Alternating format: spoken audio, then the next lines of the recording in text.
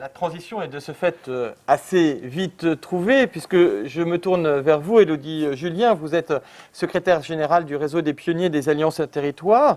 Et nous venons de voir finalement non seulement l'envie, mais l'action déjà des entreprises, que dans le cheminement des associations, finalement, l'implication des autres acteurs en territoire est de plus en plus présente.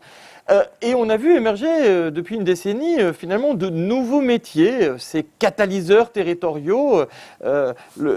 Sylvain Wasserman parlait tout à l'heure que les élus finalement pouvaient jouer ce rôle de catalyseur et on voit que d'autres facilitateurs, d'autres tiers de conscience aussi, en complémentarité avec ces acteurs publics, viennent finalement travailler.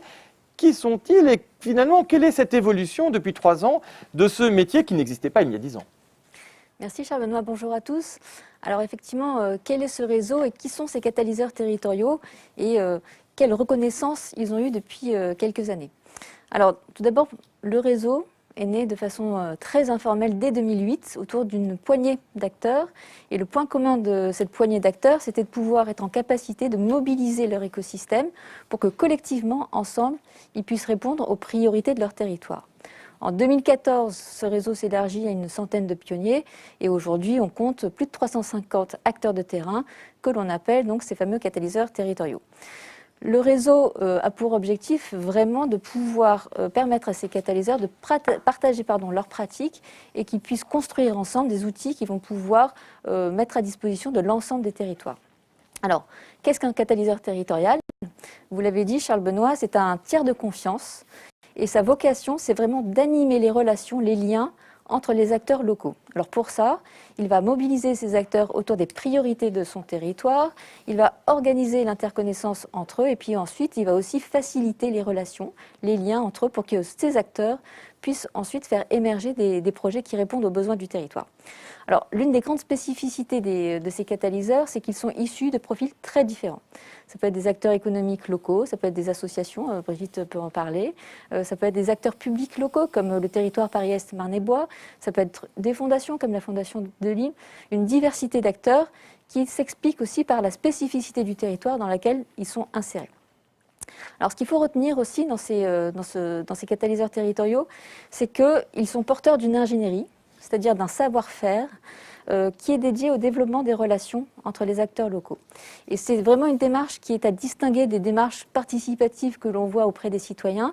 Le catalyseur, lui, il va vraiment permettre aux organisations de son territoire d'être en capacité d'agir ensemble au service donc, de leur territoire.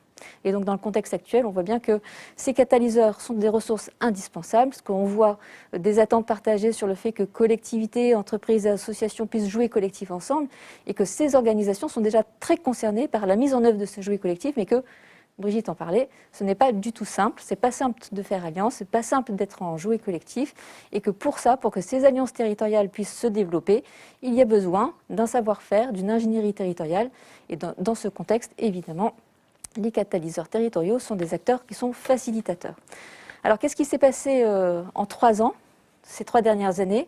On a vu que le réseau s'est particulièrement développé parce qu'il y a une conscience collective qu'ils sont utiles et qu'ils créent de la valeur au service de leur territoire.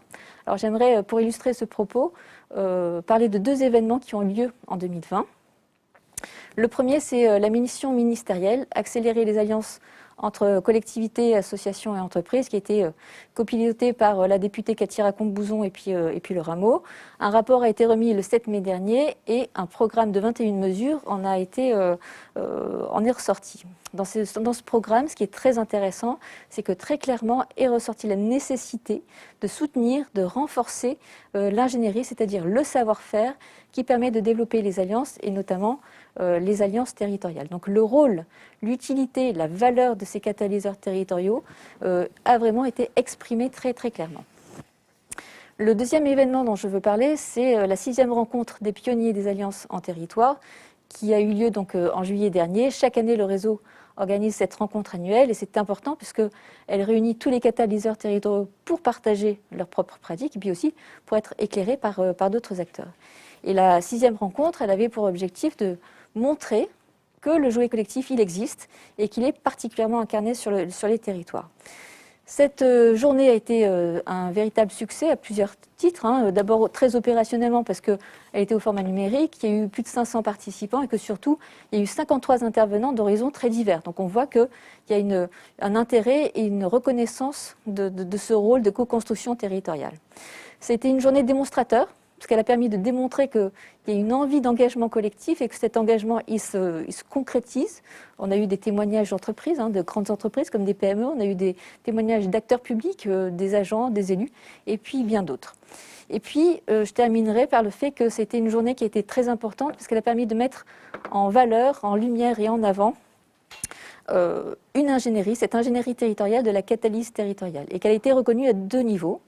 Au niveau des acteurs de terrain eux-mêmes, on voit de plus en plus, et on l'a vu par leurs témoignages, des acteurs de profils très différents qui se reconnaissent derrière le qualificatif de catalyseurs territoriaux, donc des témoignages d'acteurs de profils très différents. J'en parlais donc tout à l'heure de la Fondation de Lille, le territoire Paris-Est Marne-et-Bois, mais également le PTCE Les Mureaux, donc une diversité de témoignages. Et puis le deuxième niveau de reconnaissance qui est selon moi extrêmement important, c'est celui des institutions. Elles nous disent... elles reconnaissent la nécessité de cette ingénierie territoriale et de cette catalyse. Pour preuve, les témoignages de la ministre de la Cohésion des Territoires, Jacqueline Gouraud, du directeur de l'ANCT, de la Banque des Territoires, et qu'est-ce qu'ils nous disent? Ils nous disent qu'il faut s'appuyer sur des ingénieries territoriales et notamment de la catalyse pour faciliter le développement socio-économique des territoires. Et donc, les catalyseurs ont toute leur place dans cet écosystème. Donc pour conclure, je dirais qu'il y a 2 doubles reconnaissances en 2020 notamment, celle des acteurs de terrain avec la diversité des acteurs qui se reconnaissent derrière ce métier de catalyse territoriale et la reconnaissance des institutions qui nous disent leur utilité et leur valeur ajoutée au service de leur territoire.